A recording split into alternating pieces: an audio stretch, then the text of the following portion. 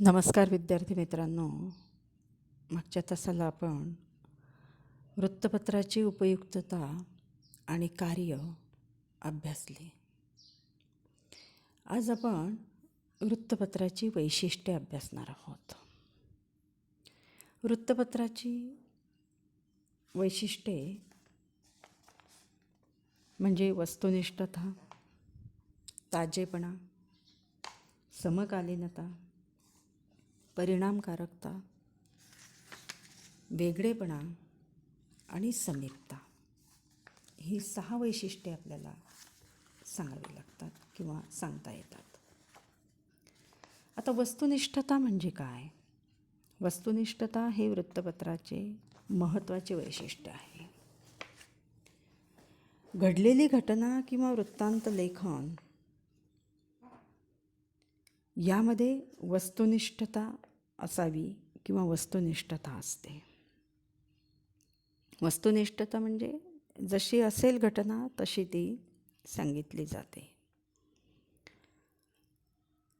त्यामुळे वाचकाला नेमके काय घडले आहे याची माहिती होते.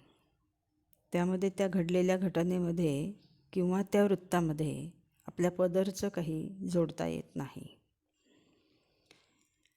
अन्यथा मग बातमीचे जे नियम आहेत बातमी लेखनाचे किंवा वृत्तलेखनाचे तर ते डावलल्या जातात आणि म्हणून तसं करता येत नाही. जशी घटना घडली तशी वस्तुनिष्ठ पद्धतीने ती सांगितल्या जाते.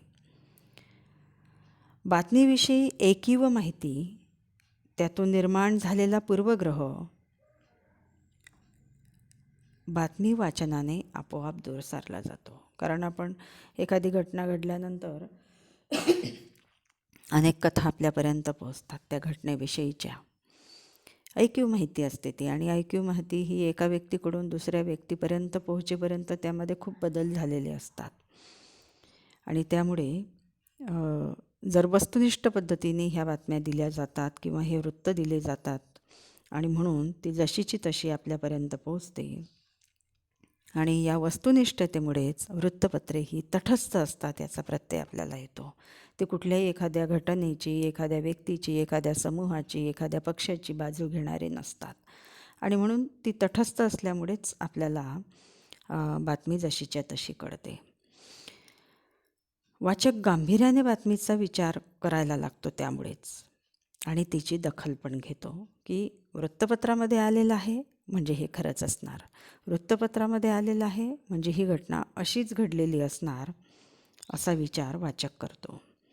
विशेषतः गुन्हेगारी विषयक किंवा नैसर्गिक आपत्तीच्या बातमीच्या संदर्भात या वस्तुनिष्ठतेमुळे वाचक अधिक सतर्क होतो. म्हणजे गुन्हेगारी विषयक असेल, एखाद्या ठिकाणी दरोडा पडला असेल किंवा काही दहशतवादी हल्ला झाला असेल किंवा नैसर्गिक काही भूकंपासारख्या, पुरासारख्या आपत्ती आल्या असतील, तर या संदर्भामध्ये या वस्तुनिष्ठतेमुळेच वाचक अधिक सतर्क होतो. आणि म्हणून वस्तुनिष्ठता हे एक महत्त्वाचं वैशिष्ट्य या वृत्तपत्राचं असते.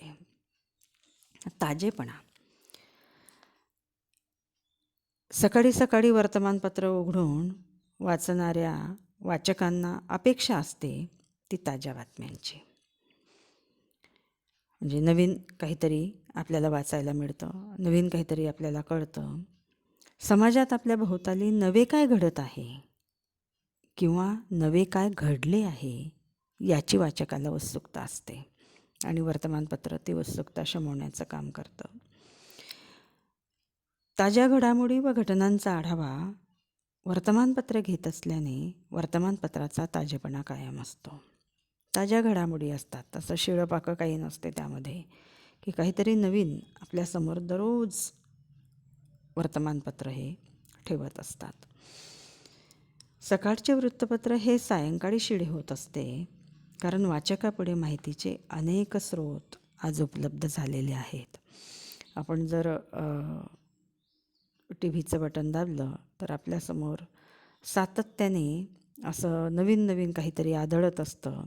पण आपण जर त्या वेगवेगळ्या वाहिन्या जर आपण बघितल्या तर त्याच्यावर तोपणासुद्धा मग आपल्या निदर्शनामध्ये येतो, की सातत्याने ते आपल्याला सांगत असतात ब्रेकिंग न्यूज, ब्रेकिंग न्यूज, दिवसभर ब्रेकिंग न्यूज कशी असणार?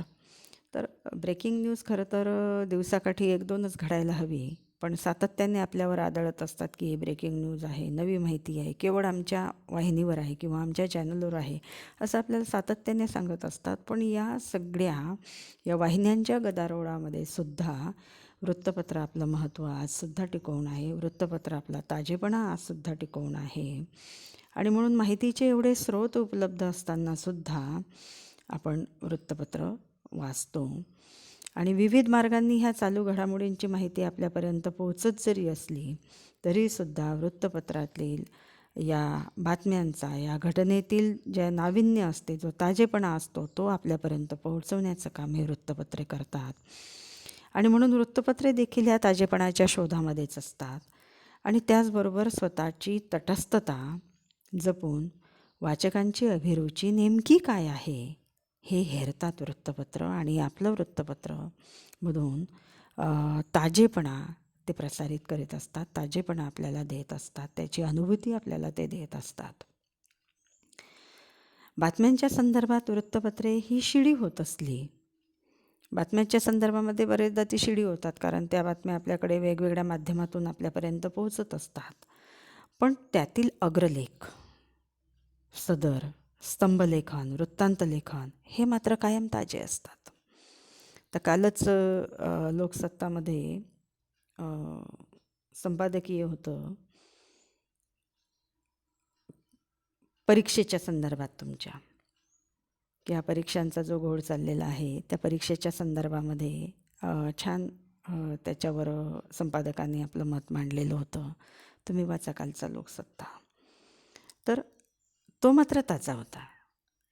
बातम्या असतील, ज्या पहिल्या पानावर छापलेल्या ज्या बातम्या असतात त्या सगळ्याच वर्तमानपत्रामध्ये थोड्याफार फरकाने त्या पहिल्या पानावर त्याला स्थान मिळतं.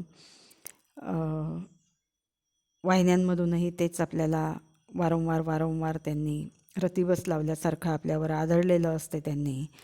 पण अशा पद्धतीचे जे हे लेख असतात तर हे मात्र ताजे असतात आणि अभ्यासकांसाठी ते संदर्भ म्हणून उपयोगात येत असतात.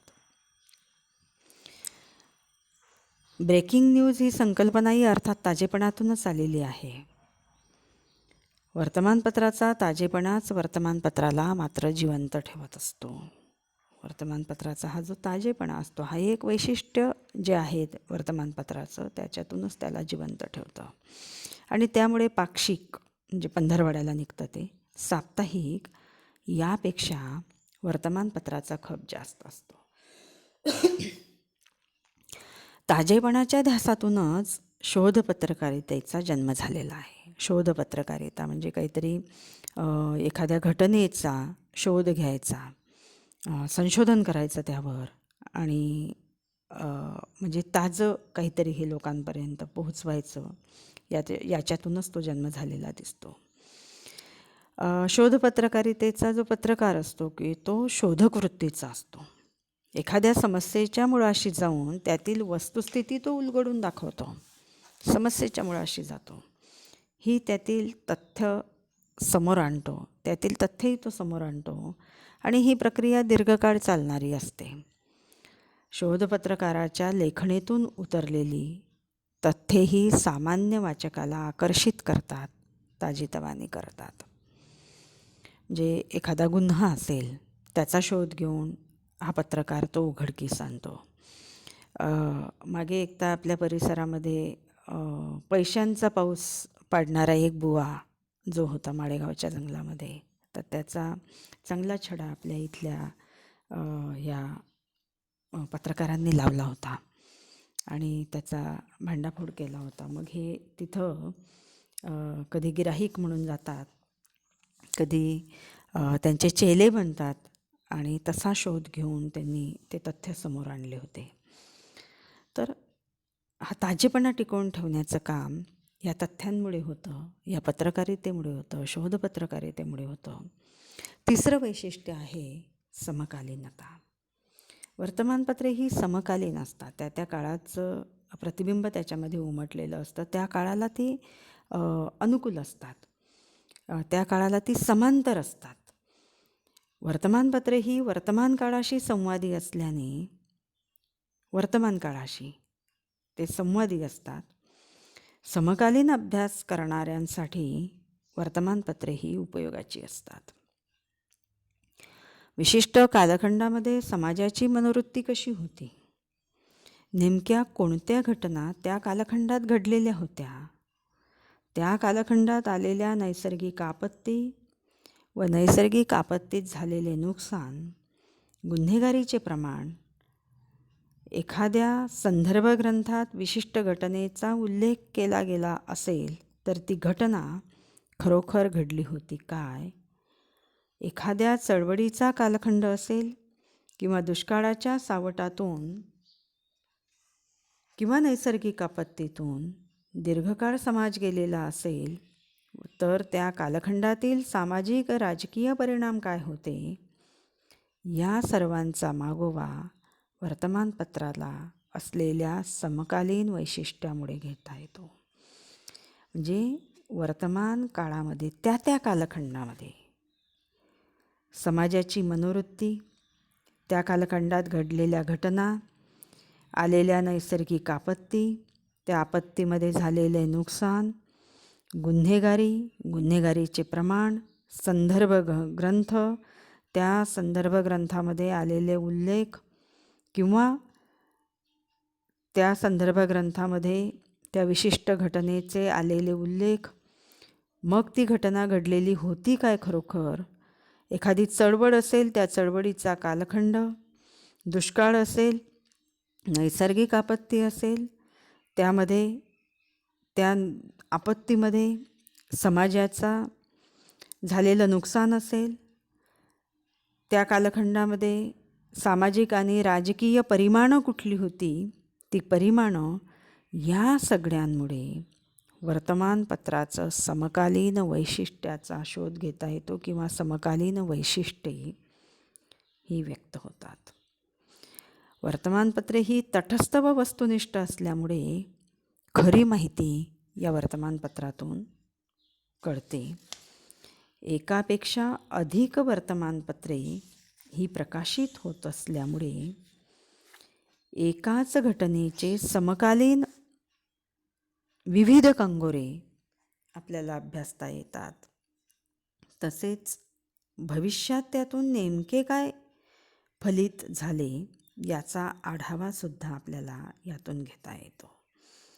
आपल्या लक्षात आलं असेल की समकालीनता म्हणजे काय, की त्या वर्तमान काळामध्ये कुठल्या कुठल्या गोष्टी घडतात, त्या गोष्टींची सत्यता तपासून वर्तमानपत्र आपल्यासमोर ठेवत असतात. आणि म्हणून समकालीनता हे एक वैशिष्ट्य वृत्तपत्रांचं ठरतं. चौथं वैशिष्ट्य आहे परिणामकारकता. वृत्तपत्राचा समाजावर व्यापक परिणाम होत असतो. स्वातंत्र्यपूर्व कालखंडातील वृत्तपत्राच्या कार्यावर जर आपण नजर टाकली तर याचा प्रत्यय आपल्याला येतो. स्वातंत्र्य लढ्यात सहभागी असणाऱ्या जो जनसमूह होता त्यांना वृत्तपत्रांनीच मार्गदर्शन केलेलं होतं. त्याशिवाय या जनसमूहाला स्वातंत्र्य लढ्यात सहभागी होण्यास प्रेरितसुद्धा केलेलं होतं. म्हणजे बघा, वृत्तपत्राचं हे कार्यसुद्धा आहे, त्याची ही परिणामकारकता आहे. समाजावर व्यापक परिणाम होतो या वृत्तपत्रांचा. म्हणूनच स्वातंत्र्य लढ्यामध्ये सहभागी करायला प्रेरित केलं होतं ह्या लोकांना, जनसमूहाला, आणि त्यांना मार्गदर्शन करण्याचं कामसुद्धा वृत्तपत्रांनी केलं होतं. एवढा परिणाम ह्या वृत्तपत्रांचा जनसामान्यावर झालेला दिसतो. वृत्तपत्रांची ही परिणामकारकता लक्षात घेतली तर सामाजिक विचारवंतांनी, समाजसुधारकांनी वृत्तपत्रातून अंधश्रद्धा, अनिष्ट रूढी परंपरा यांचा धिक्कार केलेला आपल्याला दिसतो. कारण ही परिणामकारकता असल्यामुळेच ह्या अंधश्रद्धा आणि अनिष्ट रूढी परंपरांचा धिक्कार ते करू शकलेत किंवा त्या समाजातून नष्ट करण्याचं कार्य या परिणामकारकतेमुळेच वृत्तपत्रांनी केलेलं आपल्याला दिसतं. अग्रलेख आणि निबंधातून त्यावर ताशेरे ओढलेले दिसतात. आगरकरांच्या निबंध वाचा तुम्ही, चिपळूणकरांचे निबंध वाचा. चिपळूणकरांनी निबंधमालेतून अशा अनेक गोष्टी समाजाला उपकारक होतील अशा दिलेल्या आहेत. आगरकरांच्या सुधारकामधून अ, या गोष्टी किंवा या रूढींवर हल्ला आगरकरांनी या सुधारकामधून केलेला आपल्याला दिसतो. त्यांचं नावच सुधारक आहे. उत्तम उदाहरणं आपल्याला ही सांगता येतील या वृत्तपत्रांची. वृत्तपत्रांमध्ये चांगल्या व वाईट अशा दोन्ही घटनांच्या बातम्या प्रकाशित होत असतात. समाजात विधायक कार्य करणारे अनेक असतात. बाबा आमटेंसारखे आहेत, सिंधुताई सपकाळांसारखे आहेत. यांच्याविषयीचा वृत्तांत किंवा काही व्यक्ती या सामान्यपणे हळूवार अशी काही असामान्य कार्य करतात. त्यांच्या कार्याची बातमी इतरांना प्रेरणा देऊ शकते. अनेक आहेत. अभयबंगसारखे आहेत, बाबा आमटेंसारखे आहेत, सिंधुताई सपकाळांसारखे आहेत. अण्णा हजारे जरी वादग्रस्त ठरलेले असतील तरी अण्णा हजारेंचं पण कार्य आहे. किंवा आजकाल तर पोपटराव पवारांसारखे सरपंच आहेत. प्रेरणादायी व्यक्तिमत्व आहे. काही विविध आघाड्यांवर कार्य करणारी आहेत, सामाजिक स्वरूपाचे कार्य करणारे आहेत. जशी काही प्रतिभा शिंदे आहेत. यासारख्या ज्या कार्य करणाऱ्या व्यक्ती आहेत, या प्रेरणादायी व्यक्ती आहेत आणि त्यांचं कार्य या वृत्तपत्रांनीच जनसामान्यांपर्यंत पोचविलेलं आहे. अवर्षणग्रस्त भागात योग्य लागवड करून उत्तम पीक घेणारा एखादा व्यक्ती असेल, एखादा शेतकरी असेल, रेन हार्वेस्टिंगसारखे प्रकल्प राबवणारे, दुष्काळात मात करणाऱ्या व्यक्ती असतील, स्वखर्चाने वृक्ष लागवड करणाऱ्या व्यक्ती असतील, ह्या प्रेरणादायी व्यक्ती आहेत. आणि यांच्या प्रेरणांमधूनच समाजामध्ये नवी उमेद निर्माण होते.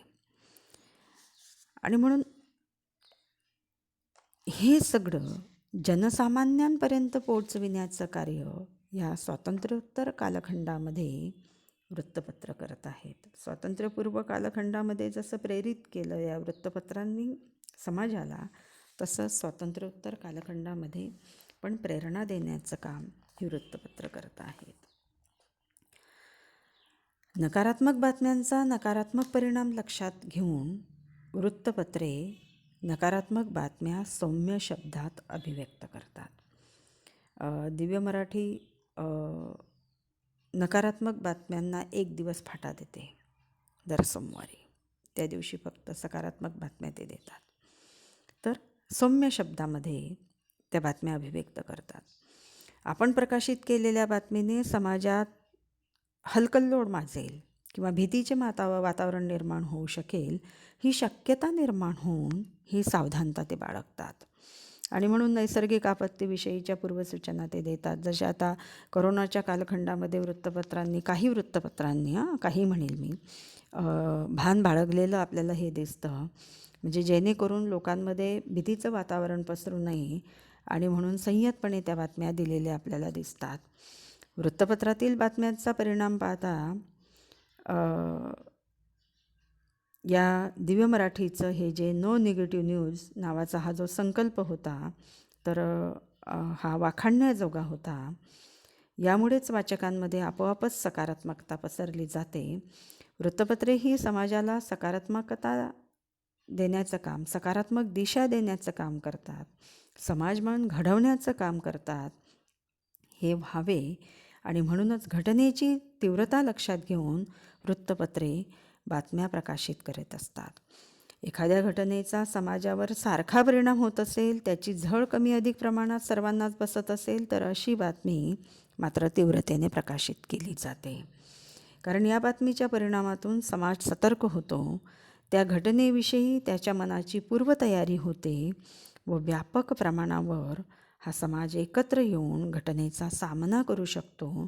आणि म्हणून सर्वांवर सारखा परिणाम होणारी जर बातमी असेल तर तीच बातमी तीव्रतेने प्रकाशित केली जाते. अन्यथा बातम्या ह्या निगेटिव्ह बातम्या ह्या किंवा नकारात्मक बातम्या ह्या संयतपणे दिल्या जातात, जेणेकरून भीतीचं वातावरण लोकांमध्ये पसरू नये.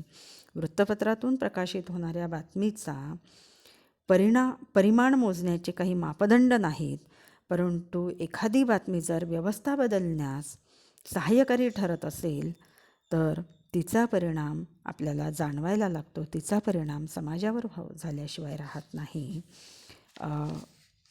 पुढची वैशिष्ट्ये आपण पुढच्या तासाला घेऊया. इथं थांबूया. धन्यवाद.